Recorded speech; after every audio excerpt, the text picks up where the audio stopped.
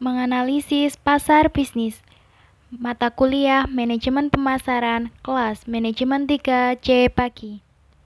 Nama anggota kelompok 8, yang pertama Arista Widya, yang kedua Chandra Surya Pratama, yang ketiga Lailatul Mahfaza.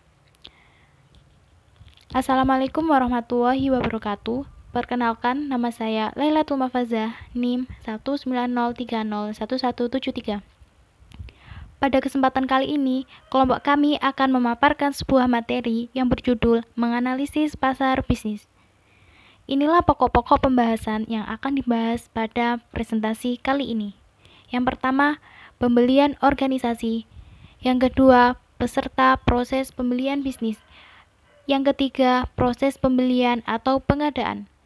Yang keempat, tahap-tahap dalam proses pembelian.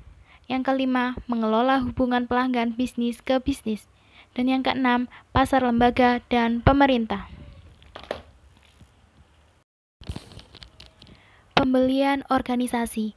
Webster dan Wynne mendefinisikan pembelian organisasi sebagai proses pengambilan keputusan di mana melalui proses ini organisasi formal menetapkan apakah mereka perlu membeli produk dan jasa dan mengidentifikasinya, mengevaluasi, serta memilih antara merek dan pemasok yang ada.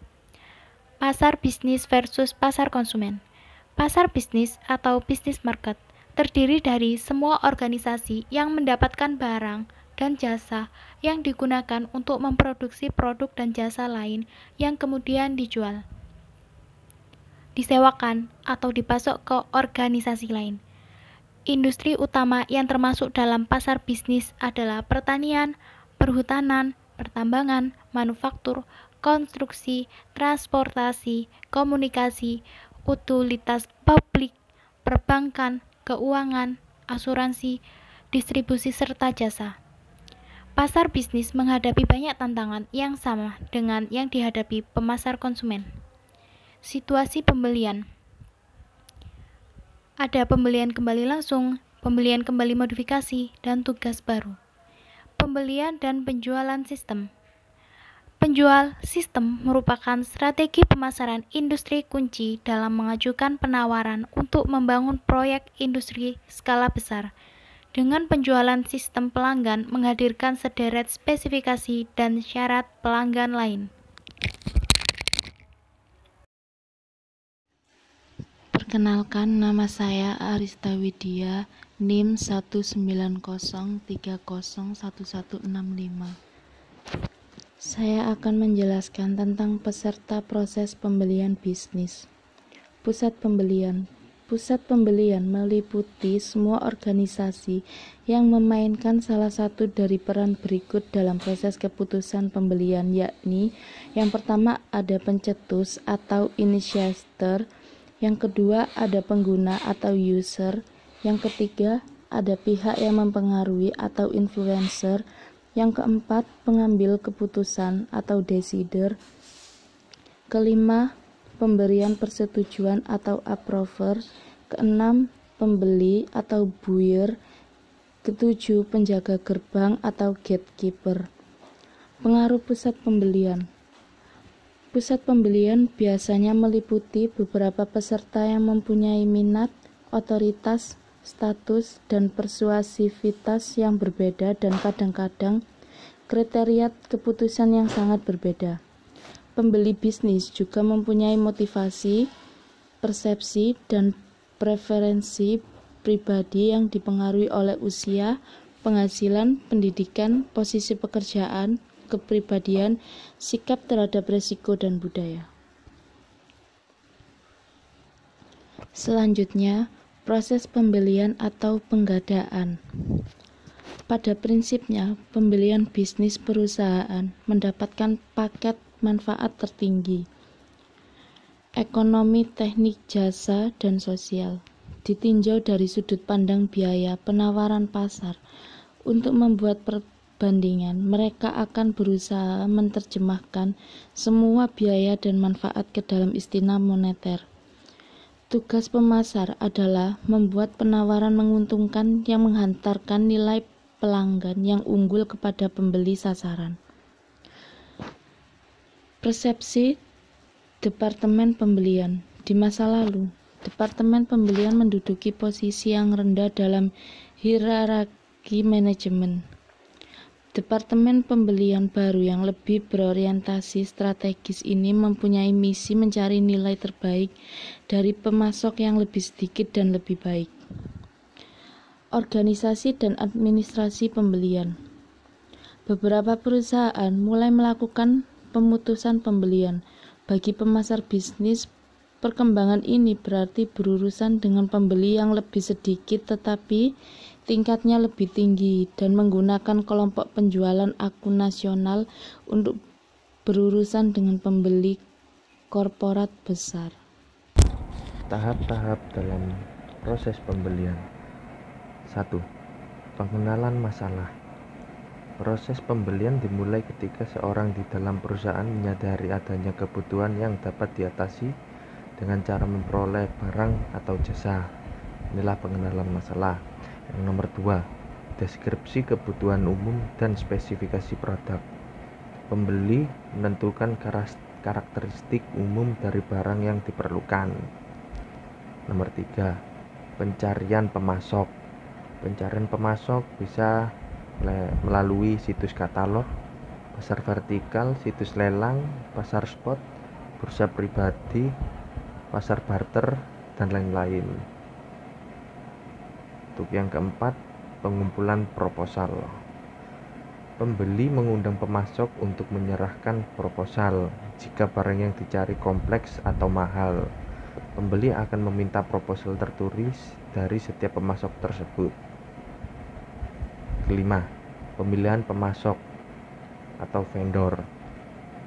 Pusat pembelian akan menyebutkan atribut pemasok yang diinginkan dan menunjukkan mana yang menjadi prioritas. Nomor 6, mengatasi tekanan harga. Pusat pembelian mungkin berusaha bernegosiasi dengan pemasok yang dipilih untuk mendapatkan harga dan syarat yang lebih baik sebelum memutuskan pilihan terakhir. Nomor 7, spesifikasi pesanan rutin. Setelah memilih pemasok, pembeli menegosiasi pesanan akhir, membuat daftar spesifikasi teknis, jumlah yang diperlukan, waktu pengiriman yang diharapkan, kebijakan pembelian, jaminan, dan seterusnya. Nomor 8, tinjauan kerja. Pembeli meninjau kinerja pemasok terpilih secara berkala dengan menggunakan salah satu dari 3 metode ini. Pembeli dapat menghubungi pengguna akhir dan meminta penilaian mereka. Pembeli dapat menentukan peringkat pemasok berdasarkan beberapa kriteria dengan menggunakan metode nilai tertimbang, atau pembeli dapat menggabungkan biaya kinerja yang buruk untuk menghasilkan biaya pembelian yang disesuaikan termasuk harga. Mengelola hubungan pelanggan bisnis ke bisnis. Untuk meningkatkan efektivitas dan efisiensi, pemasok dan pelanggan bisnis melakukan eksplorasi dengan beragam cara untuk mengelola hubungan mereka secara optimal. Manfaat koordinasi vertikal. Sebagai riset mendukung koordinasi vertikal yang lebih besar antara mitra pembelian dan penjual, sehingga mereka tidak hanya sekedar bertransaksi, tetapi terlibat dalam kegiatan yang menciptakan nilai yang lebih besar bagi kedua belah pihak. Di mana membangun sebuah kepercayaan adalah salah satu syarat hubungan jangka panjang yang sehat. Yang kedua, ada hubungan bisnis, resiko, dan oportunisme. Koordinasi vertikal dapat memperkuat ikatan pelanggan penjual, tetapi pada saat yang sama dapat meningkatkan risiko terhadap investasi khusus pelanggan dan pemasok.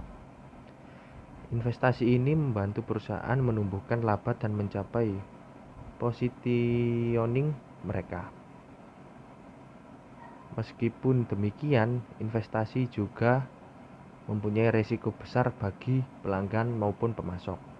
Teori transaksi dari ilmu ekonomi menyatakan bahwa karena sebagian investasi ini bermasalah, investasi ini mengunci perusahaan yang membuatnya menjadi satu hubungan tertentu. Oportunisme adalah salah satu bentuk kecurangan atau pengurangan pasokan terhadap suatu kontrak implisit atau eksplisit. Oportunisme dapat melibatkan kepentingan diri yang jelas dan kesalahannya penyajian yang dengan sengaja dan melanggar kesepakatan kontrak. Bentuk oportunisme yang lebih pasif dapat berupa penolakan atau ketidaksediaan untuk beradaptasi dengan perubahan keadaan. Pasar lembaga dan pemerintah. Pasar lembaga terdiri dari sekolah, rumah sakit, rumah perawatan, penjara, dan lembaga lain yang menyediakan barang dan jasa bagi orang-orang yang berada dalam penanganan mereka. Pembeli untuk organisasi pemerintah cenderung mengharuskan dilakukannya banyak pekerjaan administrasi dari vendor mereka dan lebih menyukai penawaran terbuka serta perusahaan domestik. Pemasok harus siap menyiapkan penawaran mereka dengan kebutuhan dan prosedur khusus yang ditemukan di pasar lembaga dan pemerintahan. Baik, terima kasih. Sekian presentasi dari kelompok kami.